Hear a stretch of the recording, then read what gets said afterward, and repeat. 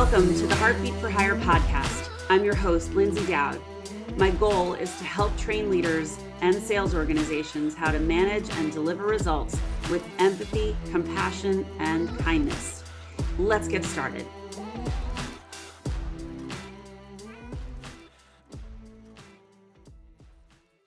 Welcome to this episode of Heartbeat for Hire. Today's guest is Karen Ann Bulluck.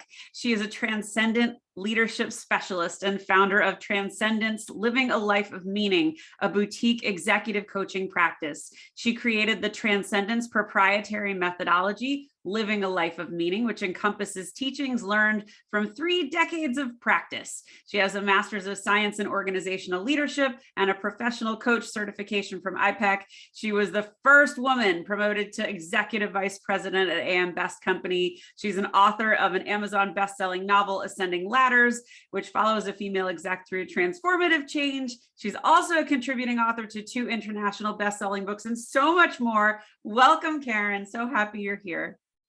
Thank you so much, Lyndsay. I am excited to be here. Awesome. So tell everybody a little bit about your background and kind of what brought you through these leadership kind of moments and maybe what made this transition out of such an executive role.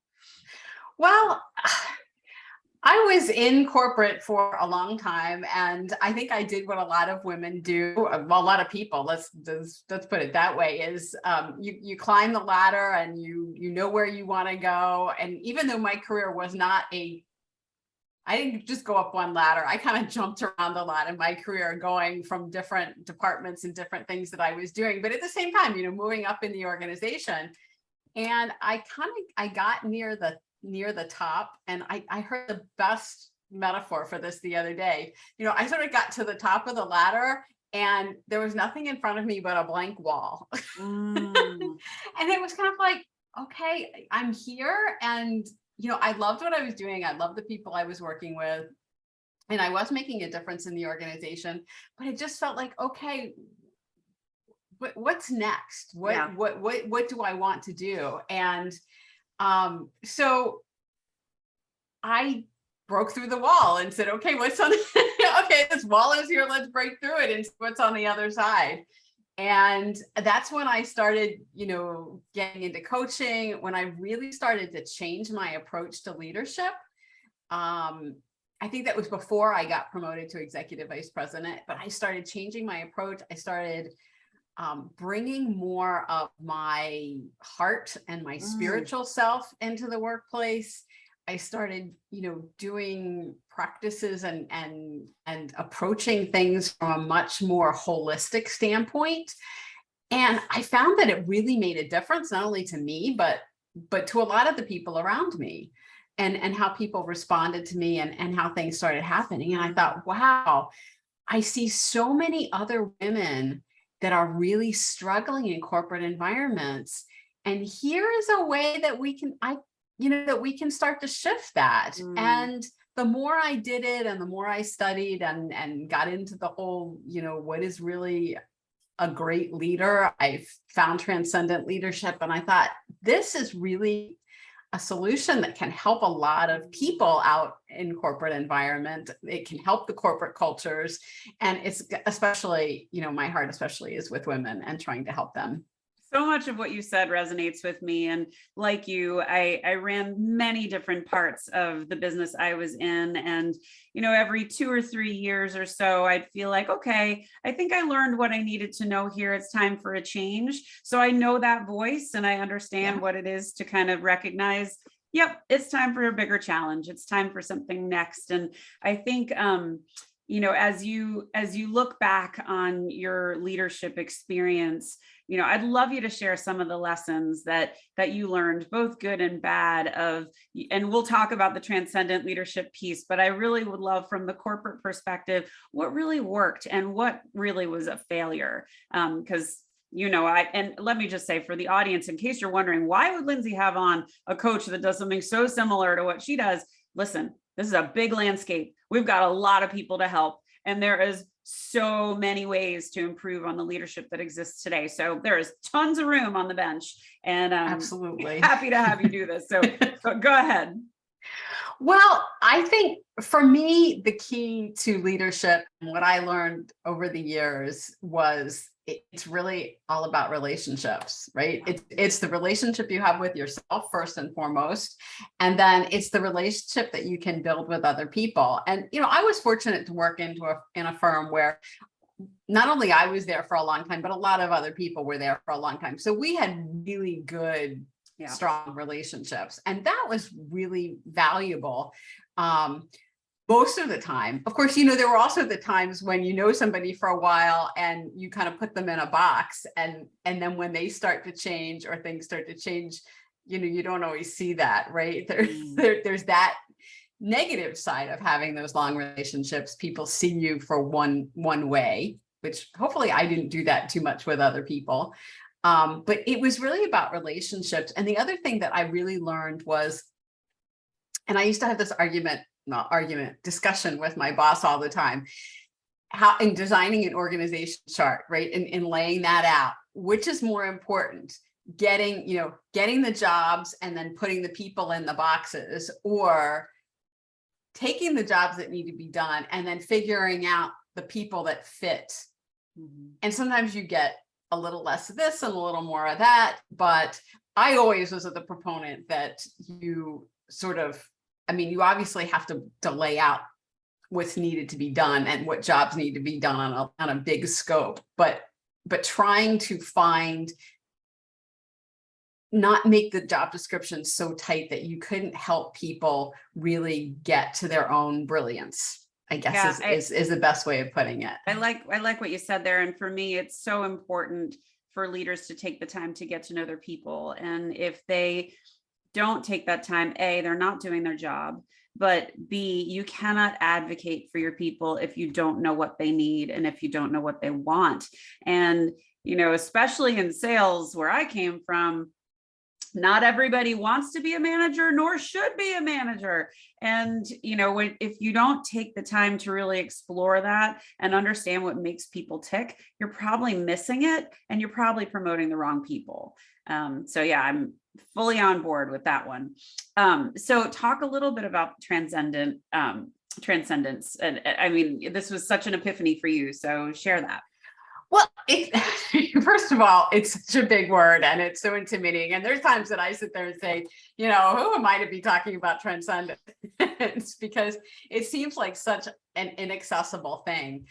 But what it really is, transcendence really boils down to rising above, right? And it's tapping into that higher level of consciousness, tapping into that higher level way of being that gets you above, I guess I'll put it this way, all of the crap that goes on and all of the drama and all the emotional struggles. And if especially as a leader, if you can get yourself above that and get yourself into a place where you are not only not engaging in that drama, right, which is one aspect of it, but also tapping into, I guess, what I call universal consciousness, that higher level of creativity.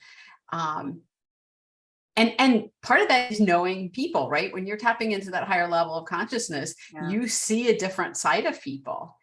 And you see different potential in people. And I think really, to me, the key of that is really living up to your full potential. And that is really the exciting part of transcendence for me. So let's talk about that a little bit, because so often we see these leaders who they've been doing it that way for 10 years or 20 years. And, they've been successful. And, maybe some of it is strong arming people to get you to do what they want you to do, which is a shit way of leadership. But, how do you get people like that? And is it even possible to get people like that to want to evolve?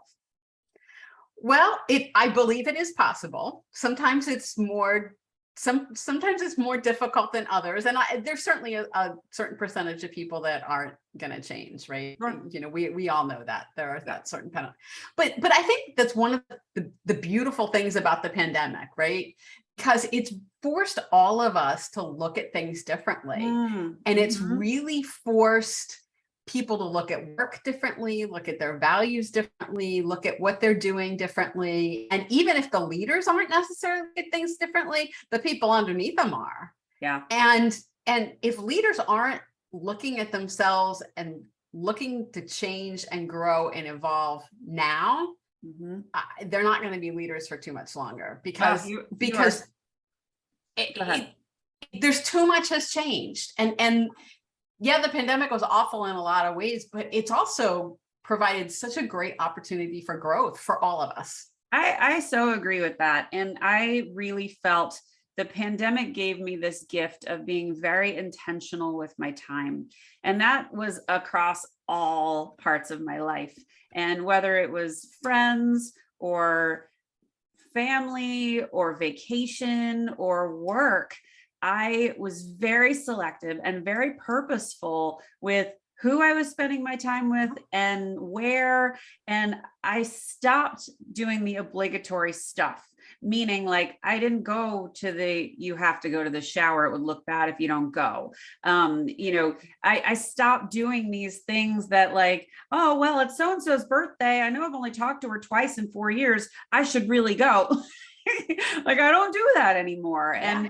And I feel my life is so rich, so much richer because of it. And I think from a work perspective, we saw so much of that in the Great Resignation, right? We saw people leaving their jobs in droves, not because they had something to go to or they had a better offer. They were just done. They weren't going to be treated poorly anymore. So I love that you saw that too. I think that's really, really spot on.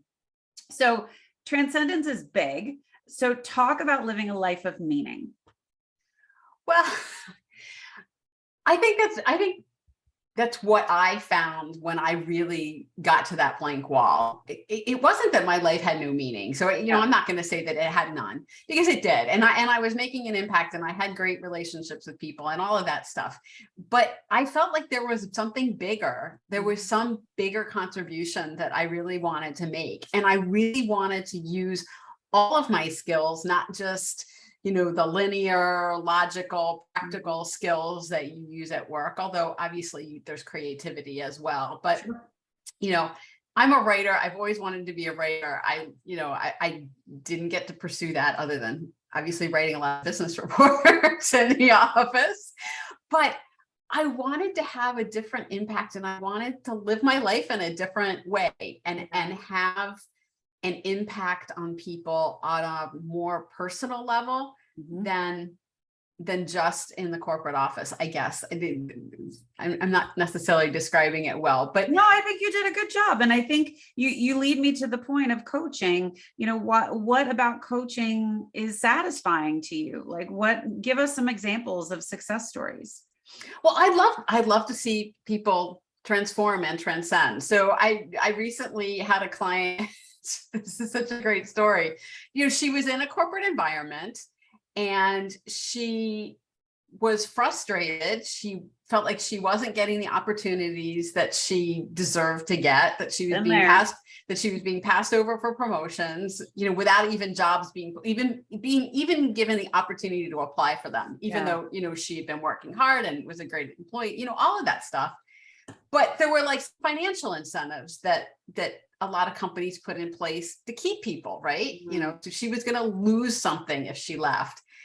And, when I worked with her and we really dug deep into what her values were and what she really wanted for her life and what would make her life more meaningful, she realized that being treated the way she was treated wasn't it. And not really being able to make the contribution to the organization that she knew she was capable of making was it. So she called a recruiter and honestly, within like a month, had another job that was, more money, higher level, someplace where she can really make a difference. It was a smaller firm, but one where she can really have a bigger impact and she can really use all of her skills. And I just love that. And she's so excited and her whole demeanor has just completely changed. I run into that a lot too. And especially with my women clients, I find there is this enormous fear of change, and putting up with awful is almost the norm. And until you can actually be told, and I had to tell this to a client, she was under leadership that was essentially, they told her, we're going to do this. And they did something entirely different. And she was forced to either lie to her team and tell them that she was aligned with the people who were giving her these orders, or lie to the leadership and say that she was supportive of that. And so I said, you are completely compromising your values. Yeah. And how long can you do it? And I mean, what's your advice to these women who are in these roles? They're physically feeling sick. They are not sleeping. They're being mistreated. They're being passed over. I mean, talk to them about change. What advice would you give? Because I have a feeling we've got a pretty big audience of people that feel that way. We do. And I think resistance, we have such resistance to change. Yeah. And we get comfortable. Like we feel like, okay, well, better the devil I know, because, you know, the next company is not going to be any better, right? Because all companies are the same. And we tend to rationalize things that way. But resistance is honestly where the magic is. The more you're resisting something, the more that's telling you, hey, this is something that you need to do. Yeah. And leaning into resistance is really where I work with my clients a lot. Learning that, you know, you have to discern the difference between, you know, no, this is a boundary, right? Yeah. Versus, no, this is resistance. This is I'm uncomfortable. And, oh, I don't like being uncomfortable, so I'm going to back up to where I'm comfortable again. Well, you're going to stay in a miserable situation if you do that, or you're not, or even worse, you're not going to be able to fulfill your dreams. I mean, to me, living a life of meaning is being able to fulfill your dreams. It's living the life that you want to live. Right. And so many people settle for less than that.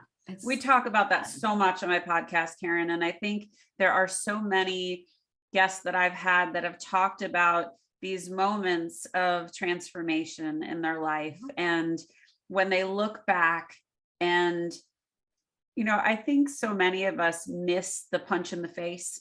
You know, it happens, they put up with it, they compartmentalize it, they'll bury it, they'll move on, they'll hope for better, and it never comes. And it's almost like the universe is trying to tell you something. They're trying to say, hey, wake up. This isn't a good spot for you. How many more fireballs can I throw at your face before you recognize you're on fire? You know, and it's so remarkable to me that when they make that realization of, okay, I'm done. And then they look back and they go, gosh, I stayed in that for too long. Or thank goodness this horrible thing happened, because now I got the fire to go. Yep.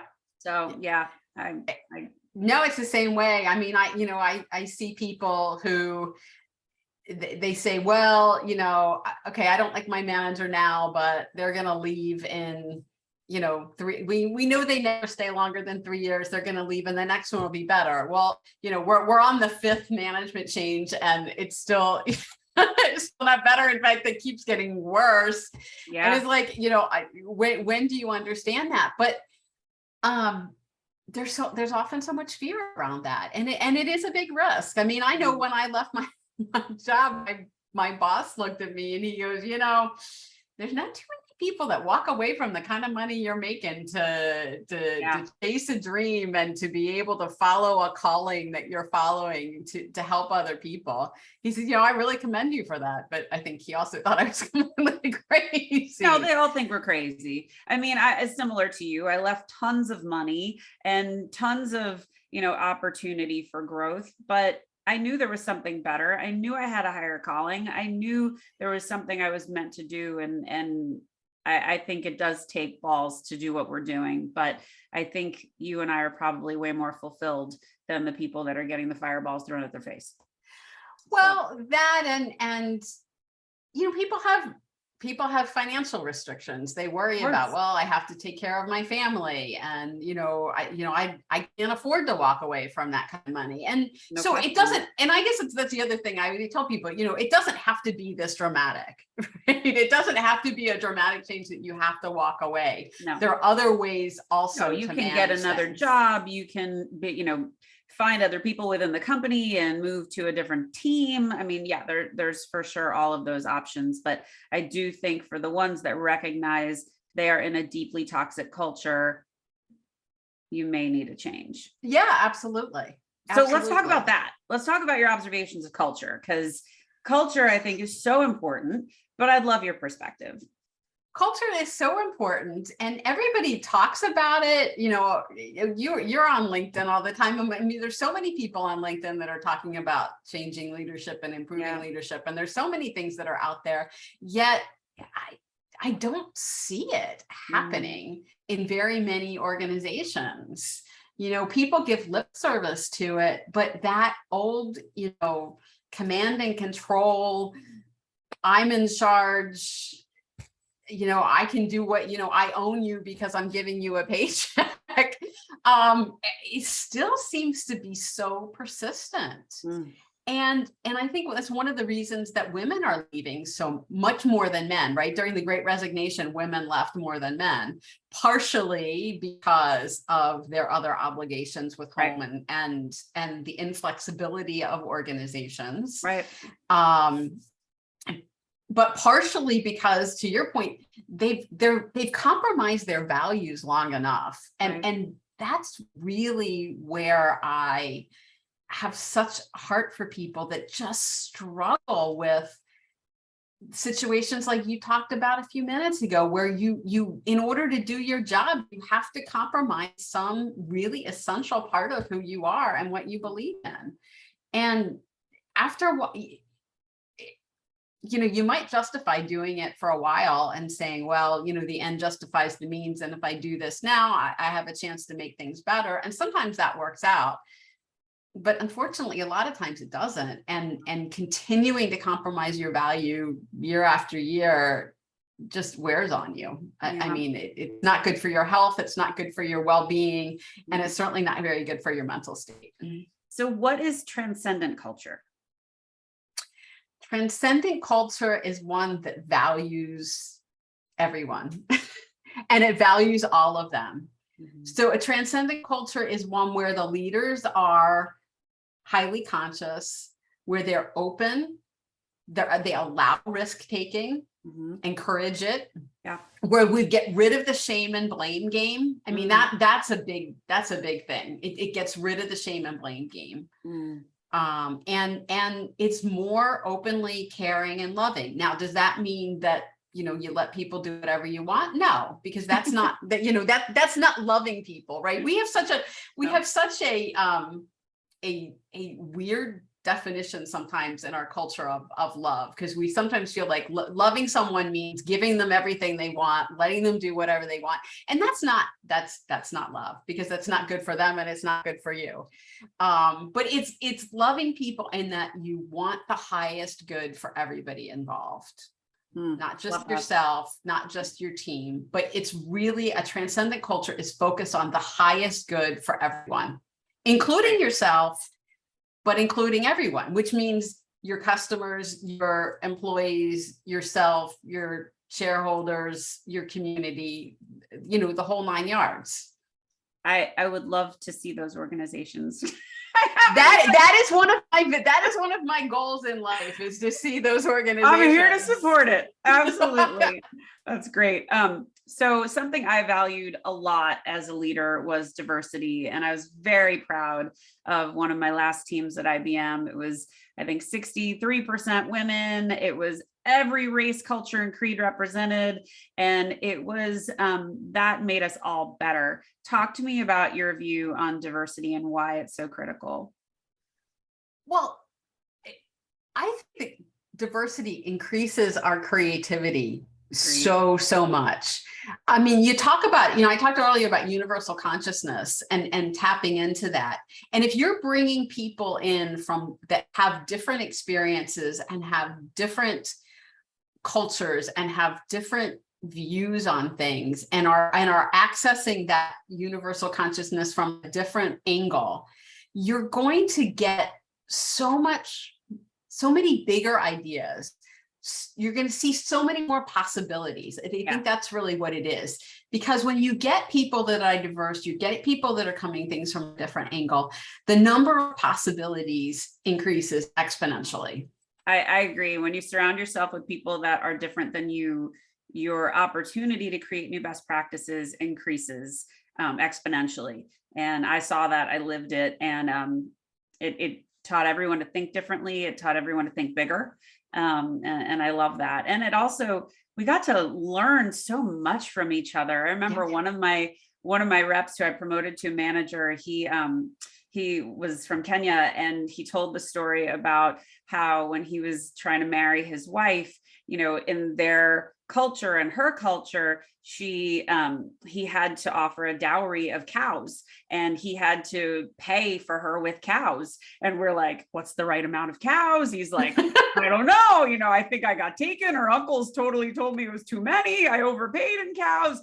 But this was this incredible story that we never forgot. We're like, oh my gosh, we wouldn't have known that story if he hadn't told us. And we just loved it. And it brought us closer. It gave us points to relate on. And I just think it's just wonderful. I think it's just, it fills everybody up and makes us all better. So I agree. So tell us a little bit about your book.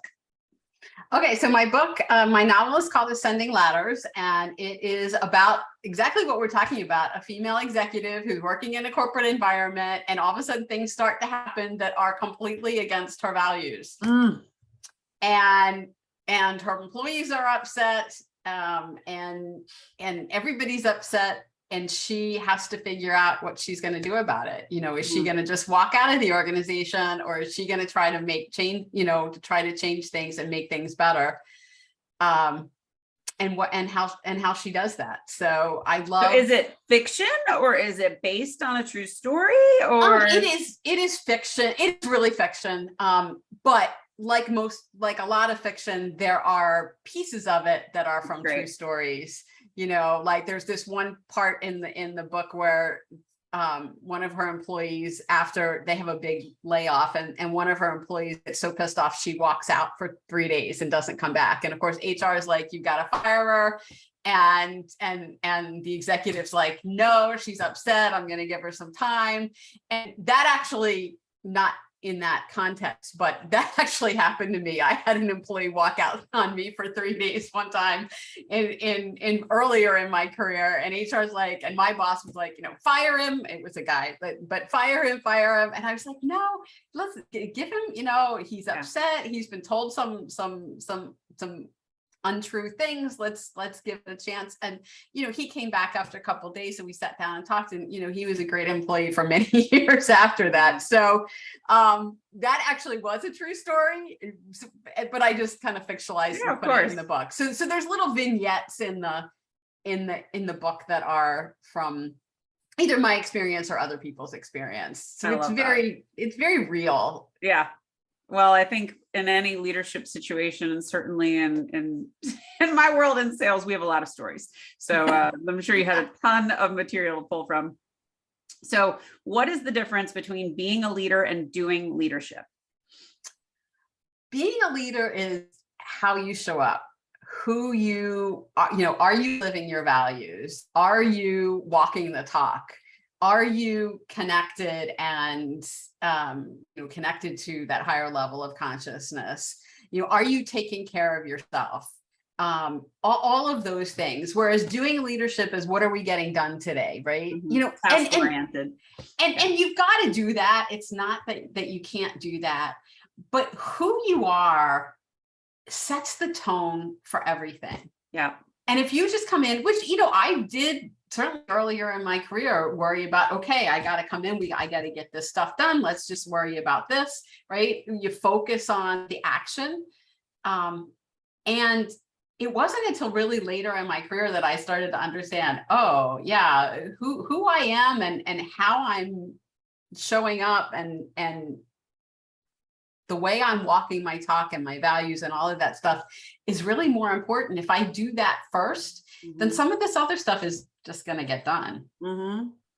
So I know for some people, and certainly for the hardened leaders out there, this sounds like ponies and rainbows to a lot of people. And I kind of want to talk about the pressure of being a leader, but also making space for culture, because, you know, you as an EVP, and certainly in the roles that I've had, the pressure doesn't go away. But how do you manage that? And how do you support the tasks that need to be done while keeping the culture intact?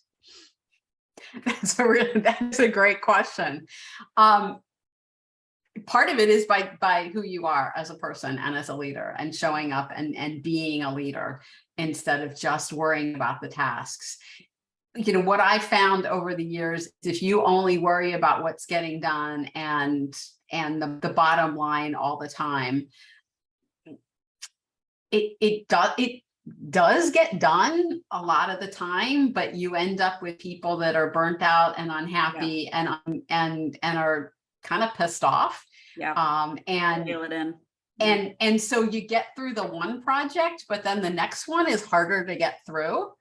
So it's really not a matter of choosing one over the other. You have to have both. And if you ignore the culture piece, you're just going to have a higher level of turnover. And you're going to have people that aren't producing at a high level because they don't want to. They're like, okay, you know, you're making me work 60 hours a week on this one project. We finished it. Great. Now you're expecting me to work 80 hours a week on this next project. It's not sustainable. And people ignore that. And that's why we've had so much turnover, right? From the pandemic, because people are like, okay, I'm done with this. And particularly the younger generations, they're not buying into this. No, totally agree. Yeah, it's a balance. And I think it's, I was going to segue into fun and your view on fun and where that plays into this. But to me, you know, part of where that culture stays and sticks is through fun, because you're able to connect with people. So what's your thoughts on fun? I think that fun is something that I tremendously underused when I was in my job, and I can see that now. I've always been a little on the too serious side, and it's only been kind of recently that I'm like, okay, it doesn't have to be serious all the time. And so my view on fun is that it breaks the tension. You know, there's nothing that makes you feel better than a good belly laugh, right? I mean, and a good self-deprecating story like gets the whole room loose. I mean, I think it's so important, and it's such an easy way to keep the culture going versus, you know, I deal with a lot of clients right now that are, if their culture is in the toilet, which were words I heard from a client yesterday, you know, transforming that culture can be hard. And especially for leaders that have been, you know, more on the hardened, you know, turd side of things. For those guys to immediately start to build trust, it's not going to be easy. You know, people aren't going to immediately be like, oh, well, he's here to play. Like, yeah, I'm here for it. Like, they're going to want to see some intention behind the word. Absolutely. So I think fun is a way to kind of help build that connection. And so, all right, here's a question for you. What inspires you? Oh gosh, so much inspires me. I mean, I'm a reader. I love to read, and I love to read new ideas, and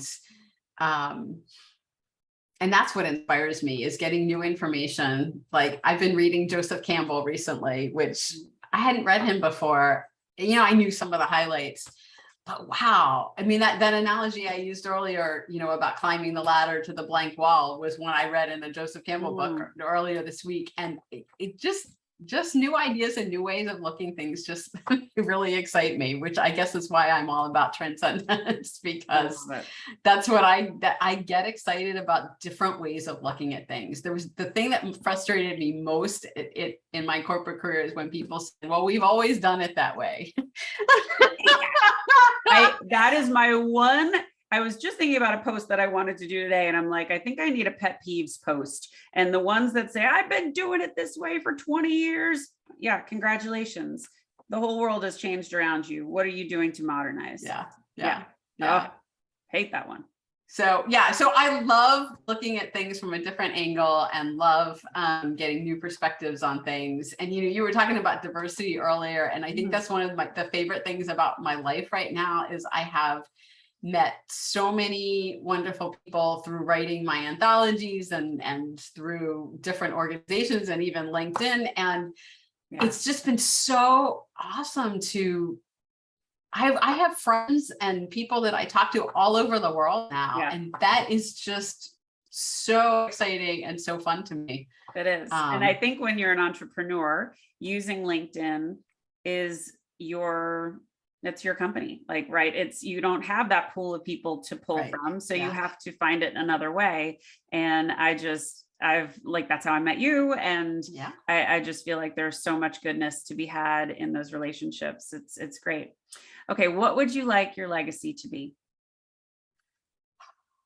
I would love to see more transcendent cultures. That's really what I want my legacy to be, to see more women leaders who are recognized, acknowledged, and have the opportunity to transform corporate cultures. And men too, if they want to do it. Hey, the transcendence is not for women only, but it's great. It's great. So Karen, how can people find you?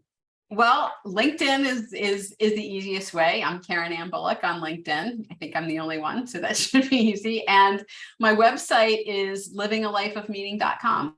Easy. That's great. Karen, you've been a great guest. Thank you so much for being on. Well, thank you for having me. This has been a great conversation, and I love the work you're doing too. So thank you for sharing. All right, everyone. I hope you enjoyed that episode. Look forward to more episodes on Heartbeat for Hire. Have a great day.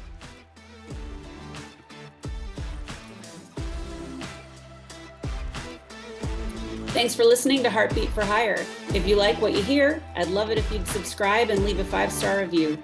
To keep the conversation going, you can find me on Insta or at LinkedIn at Lyndsay Dowd, H4H, or you can reach me at my website, heartbeatforhire.com. Thanks so much. Have a great day.